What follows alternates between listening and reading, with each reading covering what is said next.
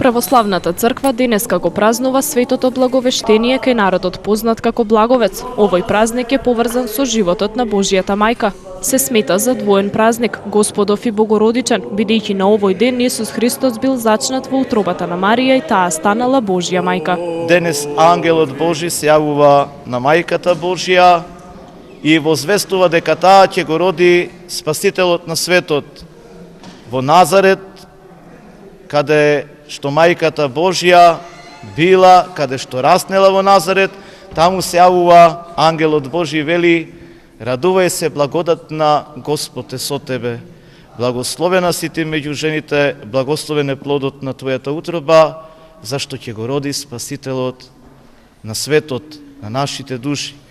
И навистина, додека архангелот Гаврило ги благовестеше тие зборови, почна да се исполнува утробата на мајка Божја со оној неисполнетиот, оној што не може да се исполни со вечниот Бог, оној што ги измерил и небото и земјата, оној кој владее над времето и над просторот, оној кој владее со нашите животи од почетокот до свршетокот на животот земен и во вечноста каде што се душите на сите наши упокоени.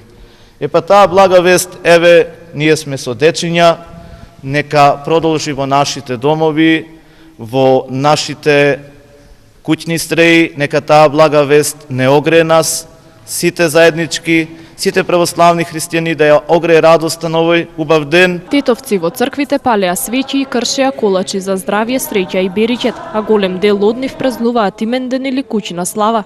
На децата им се ставаат обетки. Според старата црковна традиција, Благовец бил празнуван како ден на сите мајки. На овој ден децата ги обсипуваат мајките со љубов, почит и внимание. Господа ве благослови, а пресветата Владичица Богородица секогаш се моли за нас, за овој град и за нашата татковина.